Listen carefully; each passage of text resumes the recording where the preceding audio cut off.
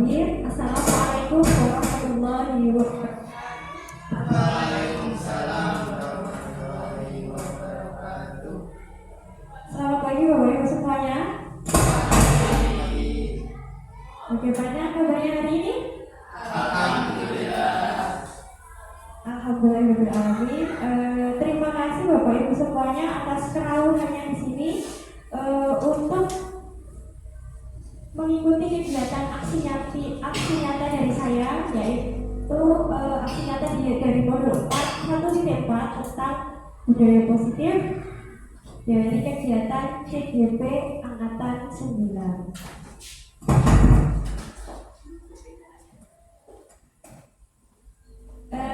Di sini nanti saya sebagai CGP dari SDN Negeri 2 Srebet ingin menyampaikan beberapa hal yang berkaitan tentang budaya positif. Nah, di sini kita belajar bersama nih Bapak Ibu. Mungkin ada kesentil kok saya merasa seperti itu. Nah, itu bagian dari refleksi.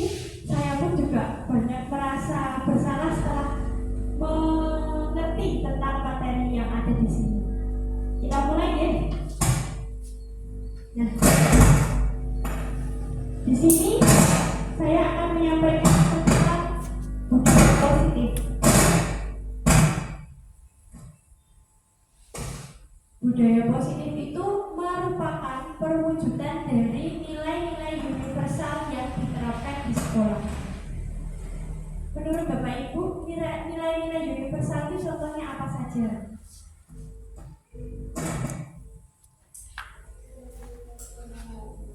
Nilai-nilai itu maksudnya seperti ini. Nilai-nilai itu seperti bertanggung jawab, kejujuran, disiplin. Itu namanya nilai-nilai universal.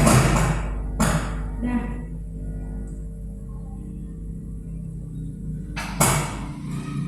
bagaimanakah sekolah itu akan mengambil dan menerapkan nilai-nilai universal itu untuk dijadikan budaya positif?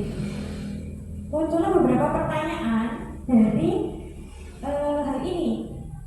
Nah, haruskah sekolah memiliki budaya positif? Jadi kalau sekolah tidak mempunyai budaya positif, nanti apa dampaknya? Dan yang paling atas, sebenarnya manfaat saat sekolah memiliki budaya positif itu apa? Nah, selanjutnya bagaimana caranya kita menerapkan budaya positif ini di sekolah? Jadi ada 4 pertanyaan besar yang kemungkinan nanti akan terjawab setelah kita mempelajari modul-modul di belakang. Gitu Bapak Ibu. Jadi ini pertanyaannya disimpan dulu. Bagian dari pertanyaan tematik seperti ini ya. Nah, di dalam budaya positif itu terdiri dari 6 hal. Yang pertama, disiplin positif. Yang kedua, motivasi perilaku manusia. Yang ketiga, kebutuhan dasar. Yang keempat, posisi kontrol restitusi. Yang kelima, keyakinan kelas. Dan yang keenam, etika restitusi. Nah, di dalam perubahan paradigma belajar ini diharapkan budaya positif ini dilaksanakan oleh seluruh warga sekolah.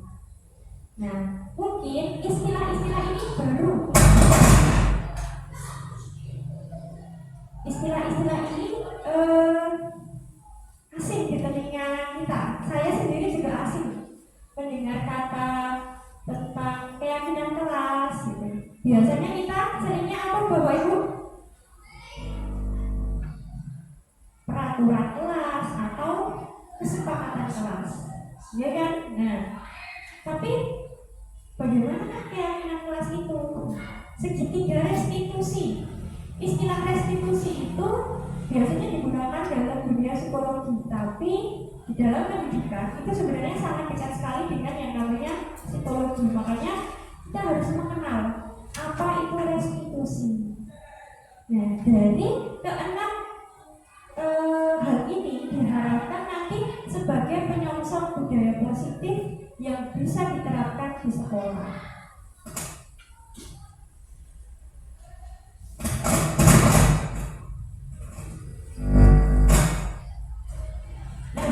Di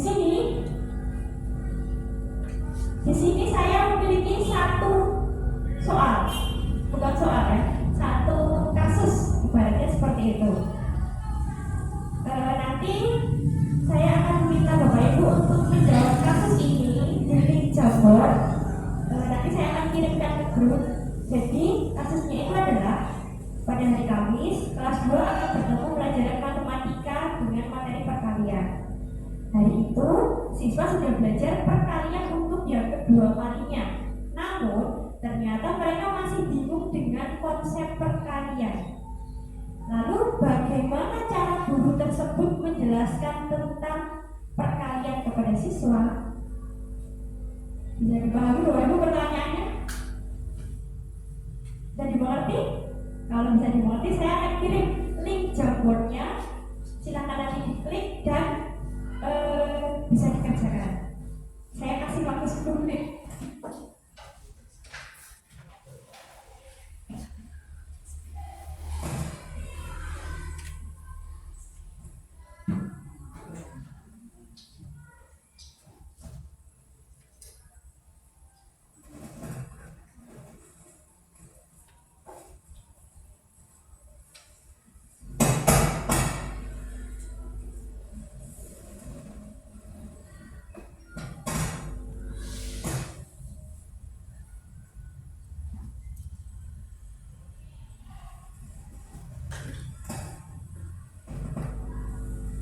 Bisa dibuka?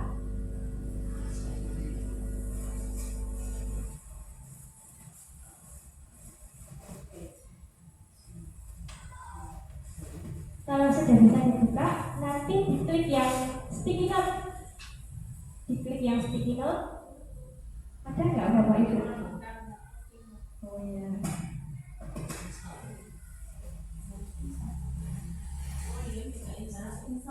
Enggak Ibu. Enggak, kalau jemput boleh.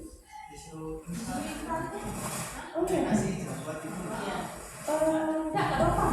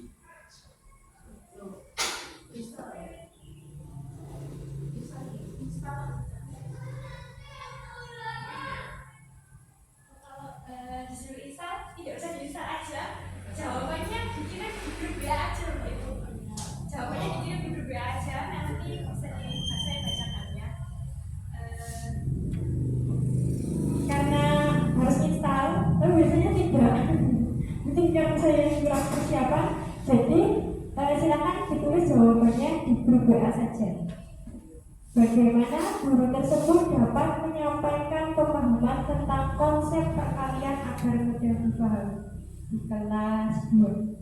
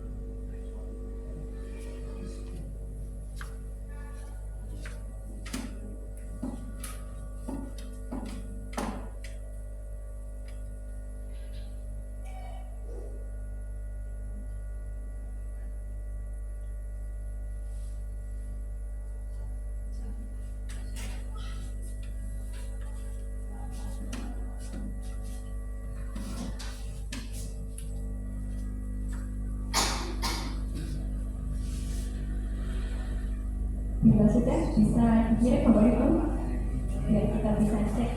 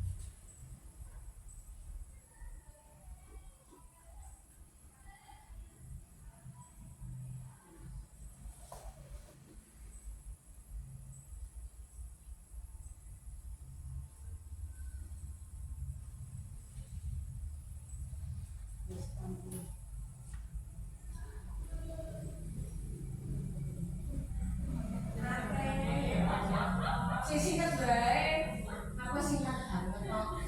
Iya. Ngomongin ini rakyat. Ya, aku pakai sabun jadi rumus loh.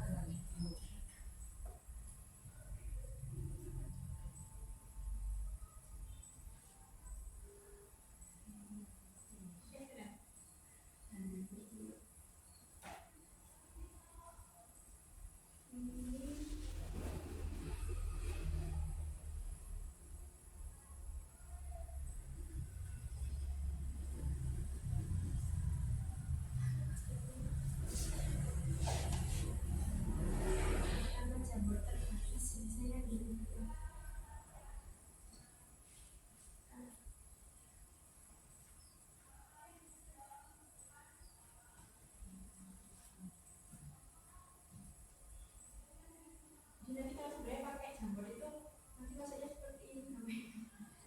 Kan harus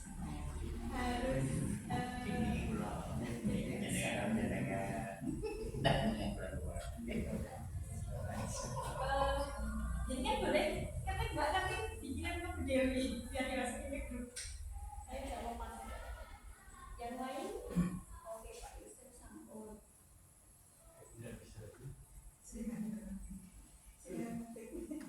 Kasih nama ya Bapak Ibu kalau bisa ya. Kasih nama kayak Pak Umar sama Pak Yusuf. Saya nggak bawa peta cas di kantor.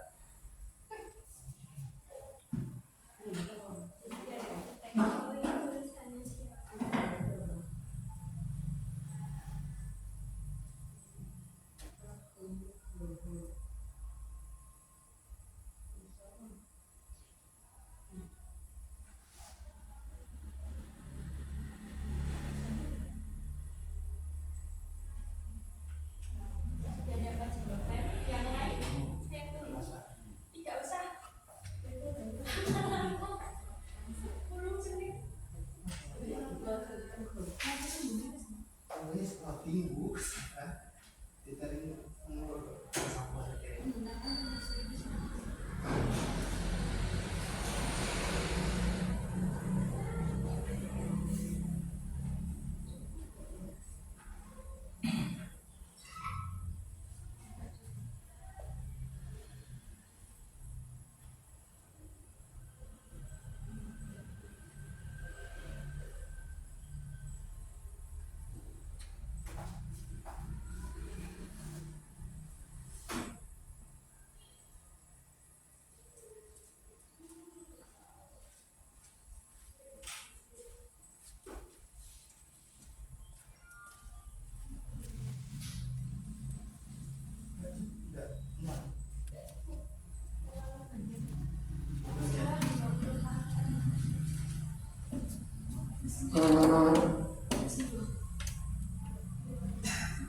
kira tuh beli sih masa banyak aja makanya bawa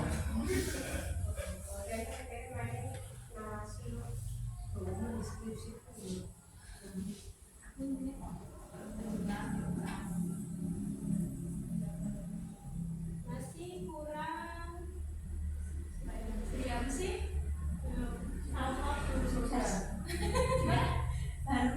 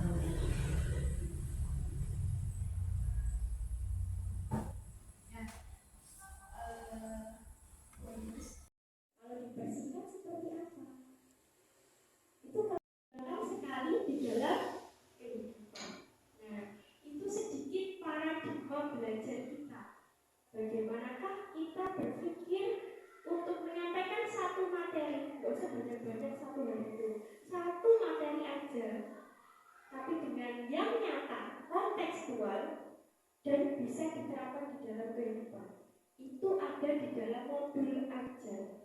Modul ajar itu ada subbab berkaitan dengan makna apa yang akan kamu peroleh dari pelajaran tersebut. Jadi kalau mereka setelah belajar perkalian, kita tanyakan dalam kehidupan, kamu belajar ini untuk apa? Seperti itu. Gitu ya Bapak Ibu? Bisa dipahami? Oke, kita lanjut.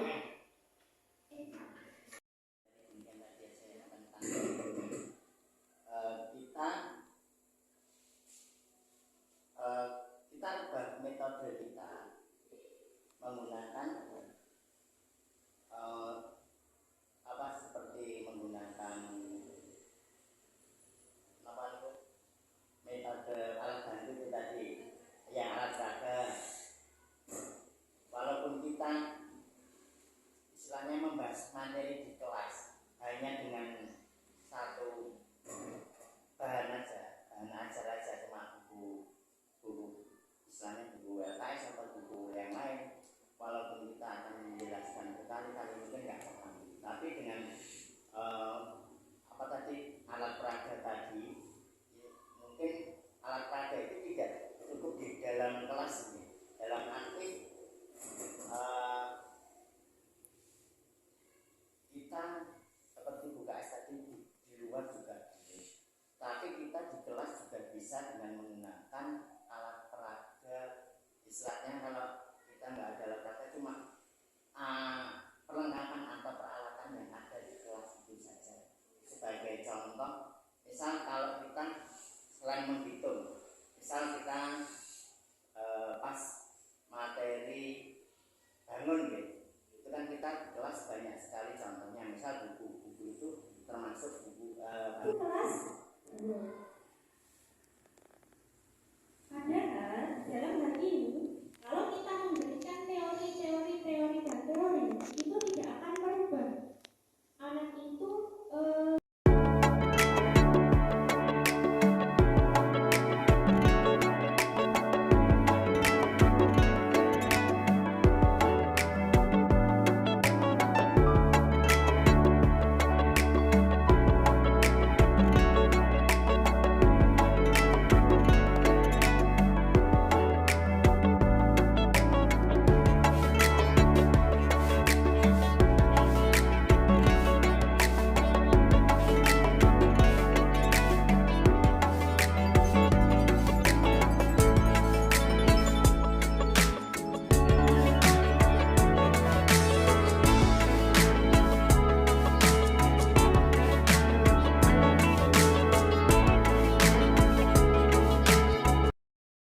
kita, apakah kita mau dipengaruhi oleh orang lain atau kita menegakkan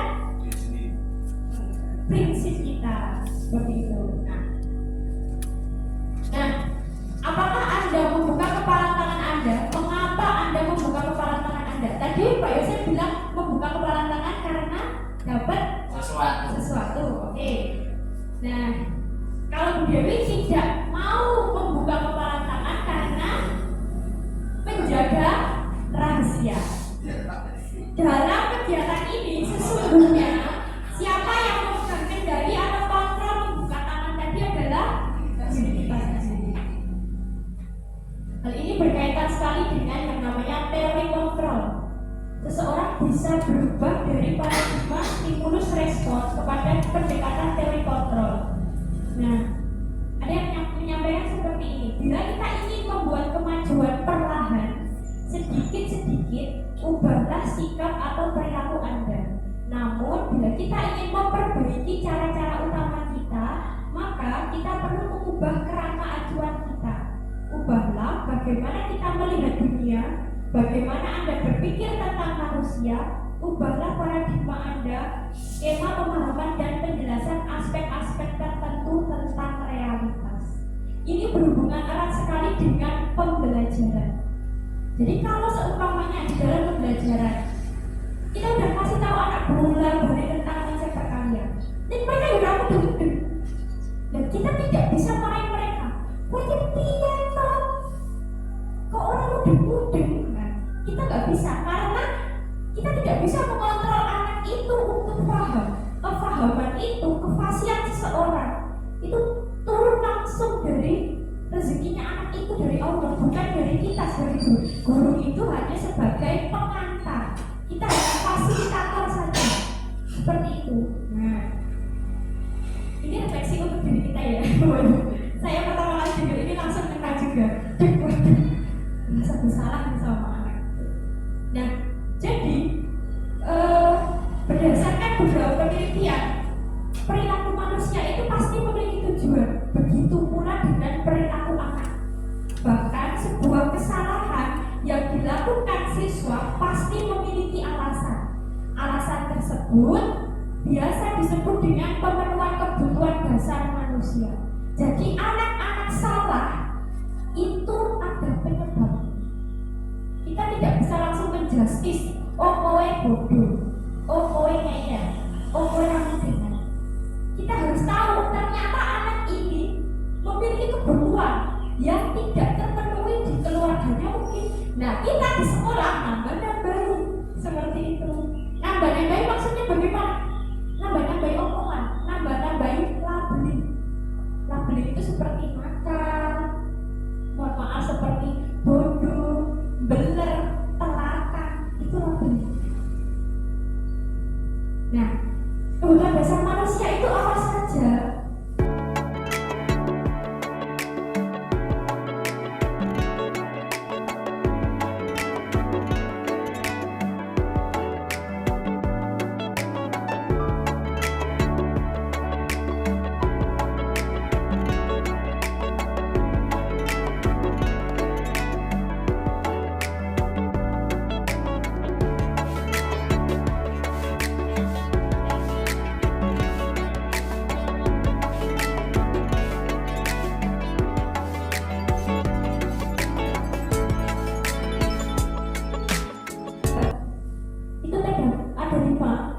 Kebutuhan dasar yang pertama itu adalah bertahan hidup atau survival.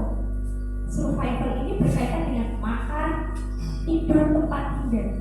Ternyata di kelas saya aja, kelas 5, masih ada anak yang tidak punya setrika. Saya pernah tanya, bajumu kok tidak rapi mas? Saya nggak punya setrika bu. Oh, saya baru tahu malahan. Saya nggak marah awalnya. Saya hanya melihat dan bertanya, baju kamu kok tepuk-tepuk dan tidak rapi gitu.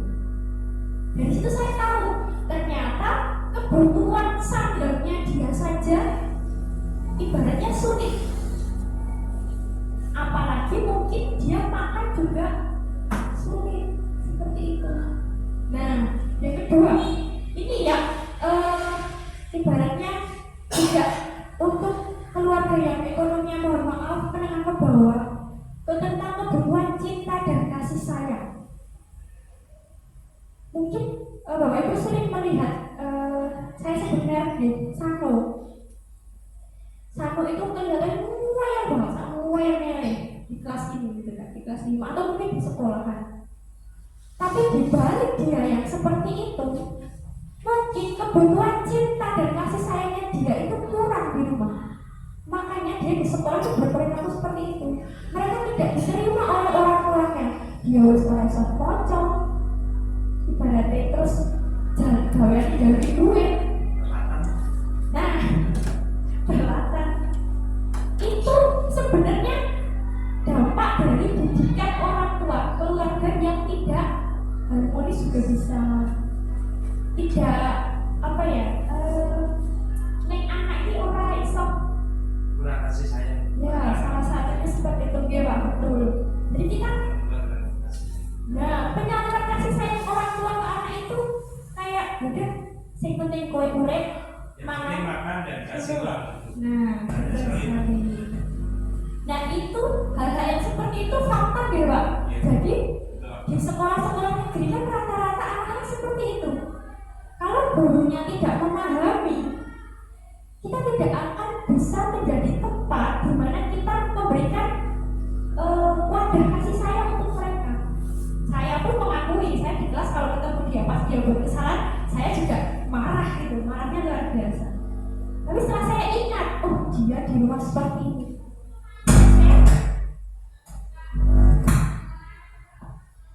akhirnya saya kalem down lagi.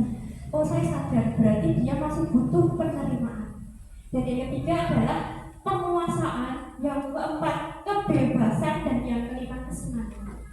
Ini nanti akan berhubungan erat. Ini budaya positif ya Bapak Ibu. Jadi yang masih punya putra putri kecil, silakan dilengkapi kelima-limanya ini agar mereka tidak mencari kelima ini di luar rumah. Karena kalau mereka mencari di luar rumah, nek bener untuk dia. Senang itu kan kadang anak usia kelas 5 keluar, saya melihat sampai itu naik motor, senang itu anaknya. Tapi apakah benar? Tidak. Jadi senang itu belum tentu baik juga untuk anak seperti itu.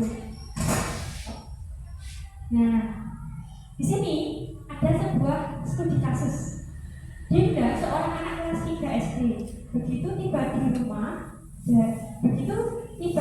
sepulang dari sekolah, menangis dan mengadu pada ibunya bahwa dia benci pada gurunya. Menurut Anda, kebutuhan apa yang berusaha dipenuhi oleh Dinda jika jawabannya seperti ini?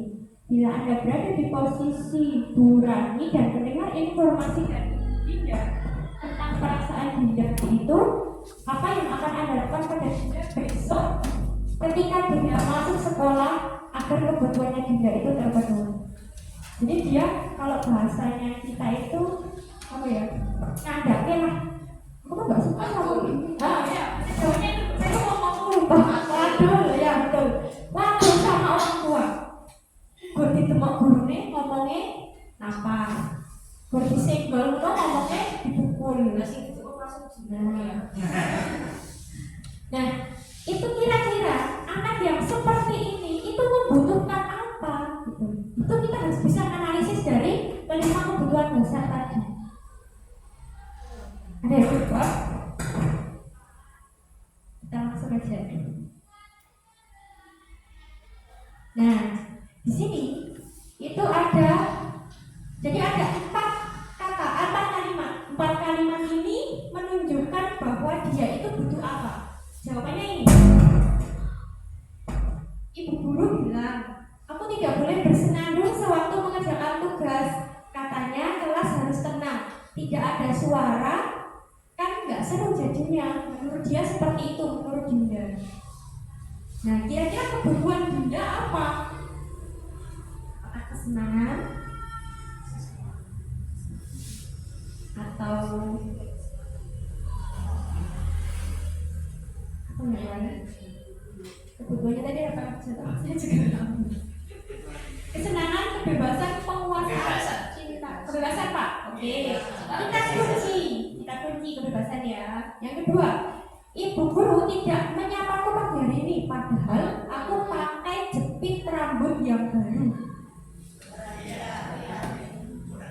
Berarti penerimaan ya. Yang nomor 2, oke. Aku bosan, masa belajarnya cuma gitu-gitu aja, dengerin ibu guru aja. Nah, ini maksudnya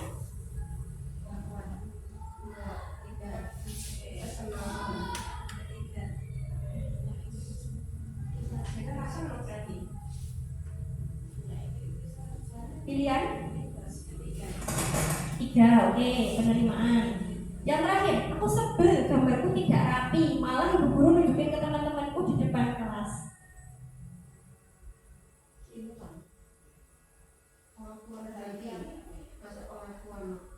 Pengakuan berarti 3. Oke, kita lihat.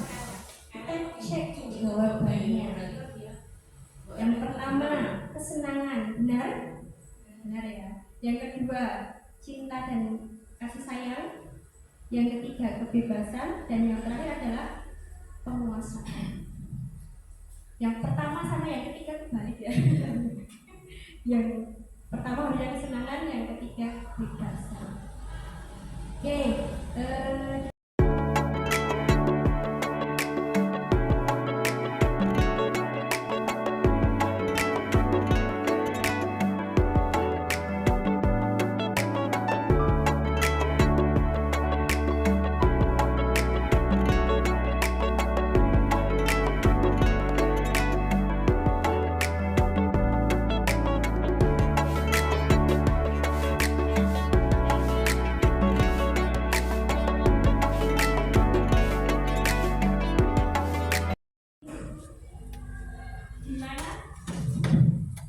di mana ada kemerdekaan. Ini yang mengucapkan adalah Ki Hajar Dewantara. Di mana ada kemerdekaan, disitulah harus ada disiplin yang kuat. Sungguh pun disiplin itu bersifat self-disiplin, yaitu kita sendiri yang mewajibkan kita dengan sekeras-kerasnya. Tetapi itu sama saja, sebab jikalau kita tidak cakap melakukan self-disiplin, wajiblah penguasa lain mendisiplinkan diri kita. Merdeka itu artinya tidak hanya terlepas dari perintah, akan tetapi juga cakap membuat perintah sendiri. Nah, makanya sini seperti ini. Jadi, terkadang itu kita mendisiplinkan anak. Ini begini. Jangan kita lupa untuk mendisiplinkan diri kita sendiri dulu. Padahal kewajiban kita itu adalah guru itu kan dikumpulkan begini. Mungkin kita mendisiplinkan anak, tapi secara tidak langsung perilaku kita itu juga akan masuk dengan bagaimana cara kita mendisiplinkan mereka. Saya sering sekali membiarkan anak terserah kamu mau baris atau tidak. Karena apa? Kita harus membiasakan diri biar anak itu tahu tanggung jawab. Jangan diperintah terus. Kecuali kita memberikan petunjuk. Kita memberikan, oh ini yang pertama ini, kedua ini, ketiga ini. Nek kamu gak mendengarkan, silakan kamu balik kelas. Kalau itu pembelajaran di luar kelas. Nah, itulah disiplin. Jadi bagaimanakah kita itu mampu mendidik diri kita dulu, baru kita mendisiplinkan anak-anak. Nah, sebagai pendidik, tujuan kita adalah menciptakan anak-anak yang disiplin diri, sehingga mereka bisa berperilaku dengan mengacu pada nilai-nilai kebajikan universal dan memiliki motivasi intrinsik. Jadi anak-anak itu disiplin, mereka berangkat pagi, mereka itu membantu temannya, itu bukan karena hadiah, bukan karena takut dihukum, bukan karena dipuji, tidak. Tapi mereka melakukan seperti itu karena ada nilai yang sudah tertanam. Aku itu anak sekolah, tanggung jawabku adalah belajar. Kalau aku berangkat sekolah pagi, aku nanti bisa baca buku, bisa apa?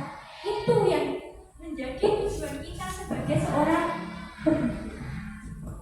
Jadi karakter yang kita capai itu sampai di titik itu. Kira-kira kita mampu atau tidak? Nah, itu refleksi untuk diri kita, Bapak Ibu. Saya sendiri juga, oh itu ya ternyata ya berat juga jadi seorang guru. Nah, disinilah nilai-nilai universal yang tercantum dalam SMP, Standar Nasional Pendidikan. Yang pertama itu berkarakter, kedua jujur, berdisiplin, peduli, santun, bertanggung jawab, pembelajar sepanjang hayat sesuai dengan SKL yang diharapkan. Keinginan untuk melaksanakan keyakinan universal yang datang dari siswa atau kita sebut dengan motivasi internal, itu yang disebut dengan restitusi. Jadi, Bapak Ibu, pada saat kita sebagai seorang guru itu mampu mengandani anak yang sederhana aja.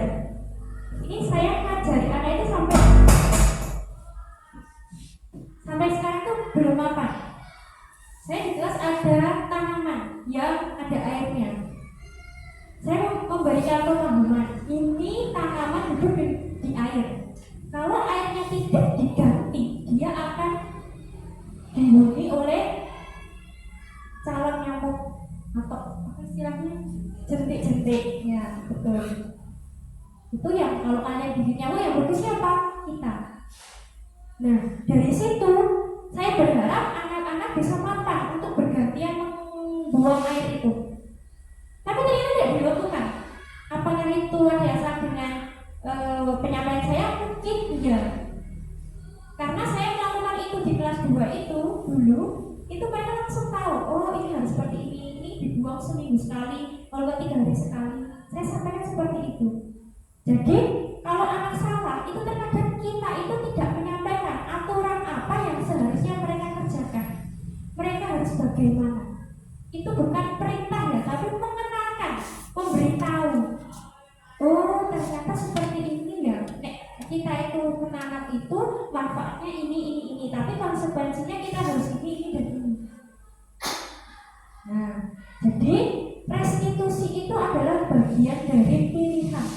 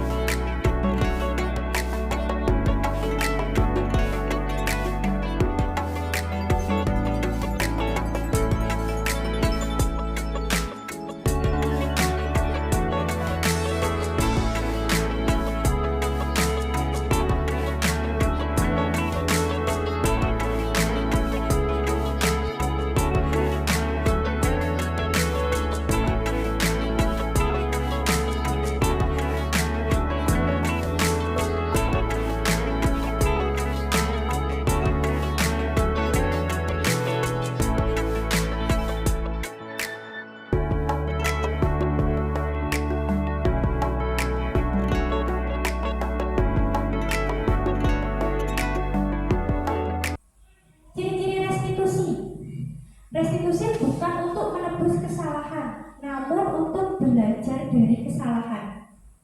Yang kedua, restitusi itu memperbaiki hubungan. Yang ketiga, restitusi adalah tawaran, bukan paksaan. Jadi kita memberikan pilihan.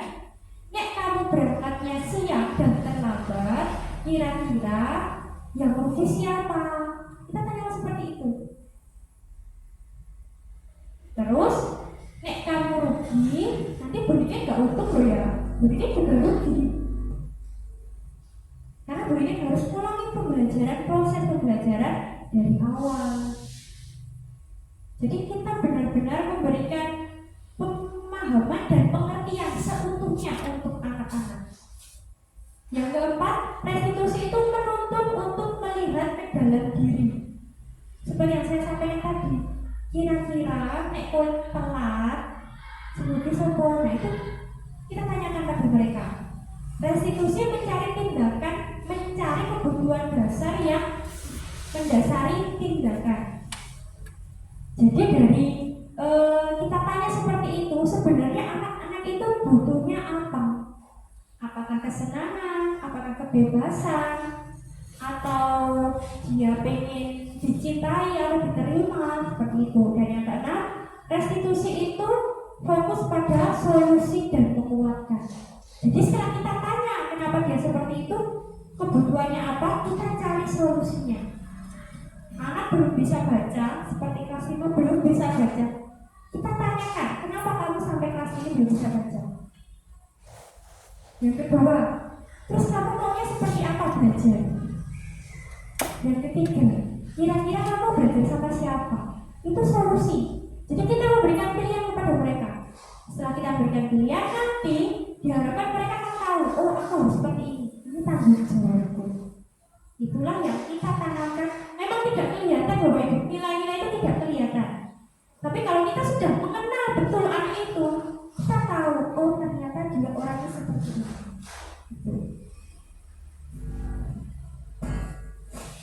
Nanti buatnya Bapak Ibu, kita ice breaking dulu. Bu Dewi mau ice breaking? Bantu saya ice breaking. Nyanyi yang kemarin. Nyanyi apa? Ya oke, nyanyi proses dari Pancasila. Oke Bapak Ibu, kita nyanyi dulu yuk. Biar tidak ngantuk. Yuk, Bu Dewi yang akan penting. Yuk, oke Bu.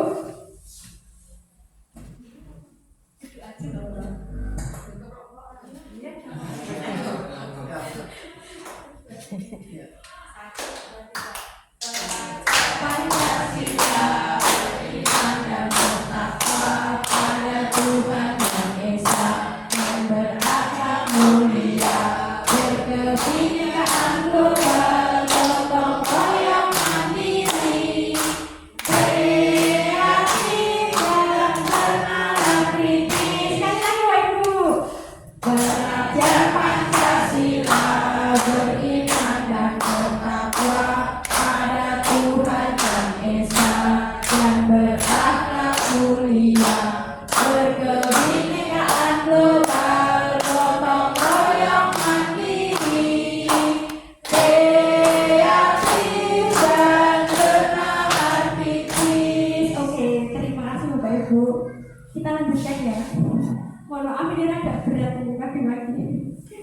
Nah, di sini adalah tentang restitusi. Itu mendisiplinkan siswa tapi dengan cara siswa sendiri yang menyelesaikan masalah dan membuat mereka bertindak sesuai dengan keinginan ideal yang didasarkan pada keyakinan kelas. Hal tersebut tentu akan berjalan dengan semestinya ketika guru menempatkan diri sesuai dengan posisi kontrol yang tepat. Jadi di sini restitusi itu mengajarkan anak untuk mencari solusi. Dia cari solusi sendiri dan dialah yang harus bertanggung jawab apakah solusinya itu akan berjalan dengan baik atau tidak berdasarkan dengan keyakinan kelas. Nah, guru akan bisa seperti ini itu kalau guru itu mampu menempatkan diri. Ada 5 posisi kontrol guru. Ada yang sudah tahu?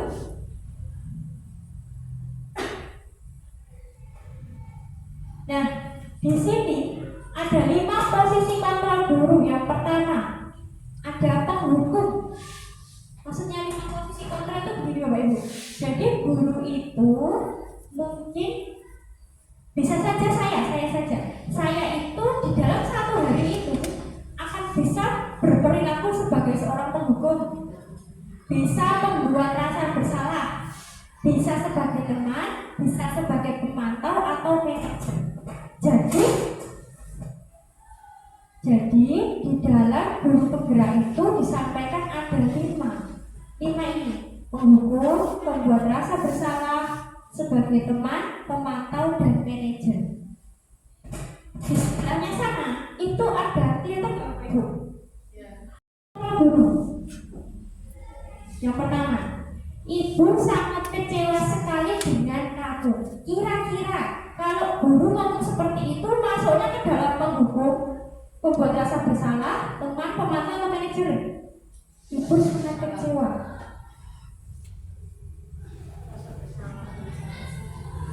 Nah, membuat rasa bersalah, betul. Berapa kali Bapak harus memberitahu kamu ya? Itu kira-kira apa? Berapa kali Bapak harus memberitahu kamu ya? Ayo aku udah manajer.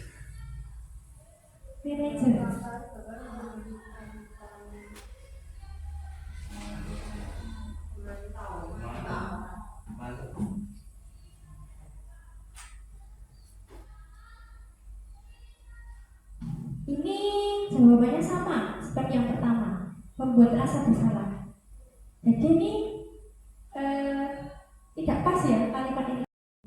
Terus kamu selalu saja salah. Ya betul, penghukum. Selalu, pasti kamu selalu yang terakhir. Ini apa? Yang terakhir?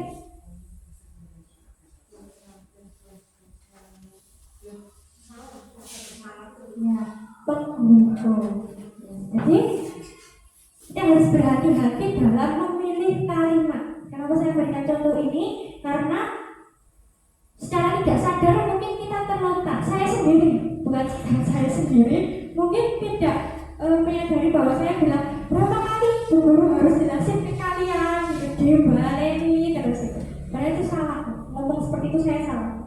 Jadi tidak apa Bapak Ibu, kita belajar bareng, kita refleksi bagaimanakah selama ini kita menjadi guru. Saya yang sudah perjalanan 6 tahun menjadi guru ini ternyata masih perlu diperbaiki. Nah, itu yang beda hal biasa yang beda seperti yang di kelas itu. Nah, di sini ada percakapan dari guru sama adik. Adik, apakah kamu mengetahui jam berapa sekolah dimulai? Tahu Pak, jam 7. Ya, jadi kamu terlambat. Kira-kira bagaimana kamu akan memperbaiki masalah ini? Saya bisa menanyakan teman saya Pak untuk mengejar tugas yang tertinggal. Baik, itu bisa dilakukan. Apakah besok akan ada masalah untuk kamu agar bisa hadir tepat waktu? Tidak Pak, saya bisa hadir tepat waktu. Baik, saya hargai usahamu untuk memperbaiki diri. Bagaimana perasaan murid nek diperlakukan seperti ini, Ibu?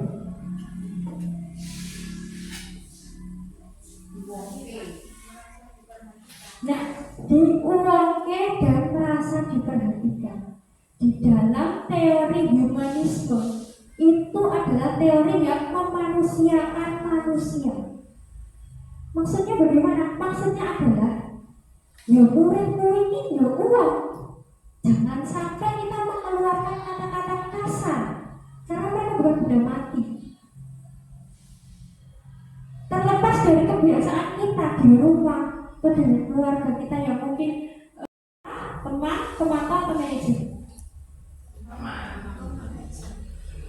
Apa Ibu? Satu nggak bisa. Satu, ambil satu. Teman, oke. Deal, oke. Tapi mohon maaf bahwa Ibu jawabnya sudah teman.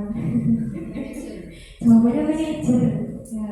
Jadi kelima posisi kontrol ini yang paling baik itu adalah manajer. Bagaimanakah kita sebagai seorang guru bisa menempatkan diri sebagai seorang manajer gitu. Nah, ini kita akan lanjut di yang atas ya kelihatan. Jadi kita akan melanjutkan tentang pada saat kita sudah menjadi manajer, terus kita menemui kesalahan, kita akan bertemu dengan yang namanya segitiga restitusi. Apa itu? Jadi segitiga restitusi itu adalah langkah-langkah yang kita gunakan bila kita ketemu sama anak yang salah. Yang pertama, menstabilkan identitas. Yang kedua, validasi tindakan yang salah. Yang ketiga, menanyakan keyakinan. Keyakinan itu bisa keyakinan kelas, bisa keyakinan sekolah. Makanya nanti bisa dibimbing anaknya untuk membuat keyakinan kelas itu. Gitu. Nah, jadi menstabilkan identitas itu berkaitan dengan kita semua akan melakukan hal yang terbaik yang bisa kita lakukan. Jadi setiap langkah ini ada kalimatnya. Kira-kira kalimat ini itu digunakan di bagian langkah yang apa, nanti ada kalimatnya. Ada validasi tindakan itu, semua perilaku itu memiliki alasan. Dan yang terakhir, menanyakan keyakinan agar kita melakukan sesuatu itu benar-benar karena kita yakin atas nilai itu. Kita bertanggung jawab pada diri kita dan pada Tuhan Yang Maha Esa. Nah, sebanyak ini contoh kalimatnya Bapak Ibu. Jadi yang pertama tadi menstabilkan identitas. Itu kalimatnya contohnya, berbuat salah itu tidak apa-apa. Jadi kita nonton ini bocah sing salah itu ditanyain. Tapi kalau bisa berdua ya, face to face gitu. Kita dapat laporan anak ini belum gitu. Kita tanya. Yang pertama itu menstabilkan identitas itu caranya berbuat salah itu tidak apa-apa, Mbak. Yang pertama. Yang kedua, itu tadi validasi tindakan yang salah. Kamu pasti punya alasan kenapa kamu melakukan hal ini. Nah, itu yang pertanyaan yang kedua. Yang ketiga, apa yang kita percaya, apa nilai-nilai yang telah kita sepakati, atau nilai-nilai yang telah kita yakini, seperti itu. Jadi kita bertanya kepada mereka. Setelah itu kita tanyakan solusinya seperti apa. Itu Bapak Ibu. Jadi inilah proses dari yang namanya segitiga restitusi. Kalimatnya sebanyak ini. Nanti PPT-nya saya share kalau mau, karena ini bisa digunakan untuk kegiatan sehari-hari di sekolah. Nah, di sini ada sebuah kasus. Saya bacakan aja. Jadi Ariel namanya, dia sering membuat bodoh di kelas. Raffi di bagian bawahnya, Raffi itu menangis. Setelah ditelusuri, ternyata Ariel tidak terima kalau Raffi dijadikan ketua kelompok. Dia mau ketuanya adalah dirinya. Berdasarkan kebutuhan dasar manusia, Ariel menginginkan kekuasaan. Kemudian Ariel saya panggil dan saya tawari untuk melakukan restitusi. Dia setuju. Setelah melakukan restitusi, perasaan Ariel menjadi lega. Dia berjanji untuk minta maaf dan tidak akan mengulangi kesalahannya lagi. Jadi kita tawarkan, kamu ikut guru sebentar ya. Nah, kita baru melakukan proses segitiga restitusi. Ada menstabilkan identitas, validasi tindakan yang salah, dan menanyakan keyakinan. Kalimatnya sudah disesuaikan dengan kasus yang ada dari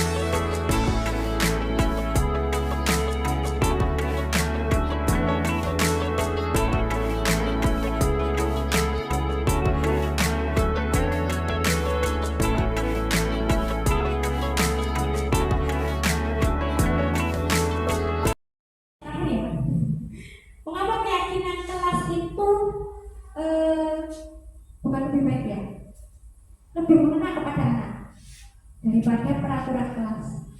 Terkadang peraturan kelas itu hanya menguntungkan beberapa pihak, tapi kalau keyakinan kelas itu memang anak dilatih tanggung jawab, benar-benar dilatih tanggung jawab. Kamu, nah, mengapa kita memiliki peraturan tentang penggunaan helm pada saat ini contoh ya, sebuah analogi.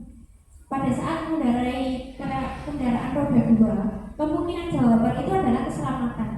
Mengapa kita memiliki aturan atau peraturan tentang penggunaan masker dan mencuci tangan setiap saat? Kemungkinan jawaban adalah untuk kesehatan atau keselamatan. Nilai-nilai keselamatan atau kesehatan inilah yang kita sebut dengan keyakinan, yaitu nilai yang memang muncul dan telah disepakati oleh kita. Kayak seumpamanya di sekolah, kita bikin keyakinan kelasnya itu adalah disiplin. Disiplin itu dalam bentuk nyatanya itu apa? Ya, berangkat tepat waktu, terus memakai seragam, menggunakan topi, begitu. Itu namanya adalah keyakinan. Jadi kalimat atau kata yang digunakan itu ringkas. Bocah itu gampang kayaknya seperti itu. Ada contohnya nanti. Itu disesuaikan dengan bagaimana cara mereka memahami kata. Jangan sampai kita memilih kata yang terlalu sulit dan mereka orang muda, malah susah nanti. Hormat, bekerja. Keyakinan kelas itu singkat, padat, dan jelas. Yang di bawahnya itu adalah kalimatnya. Kira-kira hormat itu yang seperti apa? Kami meyakini orang dan barang milik orang lain. Itu bagian dari kalimatnya. Karena kalau hanya keyakinan kelas ditulis hormat saja, nanti anak-anak juga bisa. Tidak hormat. Makna hormat bukan seperti itu. Jadi kita tetap harus menjelaskan. Begitu, Ibu. Jadi kalimat yang dipilih itu juga kalimat yang positif. Membuat kesepakatan itu jangan seperti ini. Tidak boleh terlambat sekolah. Tidak boleh terlambat berangkat ke sekolah. Tidak pas. Karena sebuah kesepakatan itu alangkah lebih baik jika menggunakan kalimat yang positif. Berangkat maksimal pukul 6.50. Contoh seperti itu. Karena kalau tidak seperti itu, kata tidak, jangan, itu mengarahkan ke hal-hal yang negatif. Karena kalau di dalam dunia psikologi itu kita segala sesuatu itu kalau bisa diafirmasikan ke hal-hal positif, termasuk ke dalam contoh ini seperti itu, contoh keyakinan kelas. Nah, jadi kesimpulannya agar semua warga kelas dapat memahami setiap pernyataan yang tercantum dalam keyakinan kelas, maka selama seminggu di awal tahun ajaran baru dapat didedikasikan untuk pendalaman setiap keyakinan dengan berbagai kegiatan. Maksudnya seperti ini, contoh, meyakini bahwa sangat penting untuk menghormati semua orang dan barang yang dimiliki. Kita memberikan tindakannya selama 1 minggu. Oh, contoh tindakannya adalah kalau menemui barang punya teman, itu diberikan kepada guru, terus nanti guru yang mengumumkan. Seperti itu contoh. Jadi kita berikan aksinya, tindakannya itu seperti apa sih? Menghormati orang lain dan menghormati barang milik orang itu seperti apa? Kita terapkan itu di awal-awal proses pembelajaran. Makanya pada saat pertama kali guru itu masuk ke ajaran baru, itu kita memberikan yang namanya keyakinan kelas, kesepakatan kelas dan keyakinan kelas, agar kegiatannya itu bisa runtut begitu, dikenal oleh anak-anak. Nah, contohnya seperti ini. Hormat itu datang tepat waktu. Yang tidak tampak itu sering hadir terlambat. Jadi kesalahannya yang itu. Yang kedua, menyapa teman dan guru itu hormat. Gitu. Yang ketiga, yang sebenarnya yang tidak tampak itu taat kepada teman dan guru. Dan tidak peduli. Nah, ini yang bekerja. Ini adalah tabel Y. Jadi tabel Y itu ada tiga jenis, ada terlihat, terdengar, dan berperilaku. Dari hormat tadi itu dimasukkan ke dalam sini. Hormat itu terlihatnya seperti apa, terdengarnya seperti apa, dan berperilakunya seperti apa. Memang tahapannya sangat banyak Bapak Ibu. Itu Bapak Ibu dari saya tentang kegiatan budaya positif ini. Jadi kesimpulannya budaya positif ini sebenarnya kalau bisa kita terapkan itu akan menjadi manfaat untuk kita. Branding sekolah, kita akan menerapkan yang namanya nilai, contoh, tanggung jawab, dan kemandirian. Itu akan menjadikan branding. Oh, SD Konomu ini bocah-bocah ini. Itu akan memberikan nama baik untuk sekolah. Manfaatnya seperti itu, sampai di titik itu gitu. Tapi itu tidak dijalankan hanya sehari 2 hari, 1 minggu, 2 minggu, 1 bulan, 2 bulan, tapi bertahun-tahun. Sebelum kita ke anak, marilah kita refleksikan untuk diri kita, apa saja yang perlu kita perbaiki,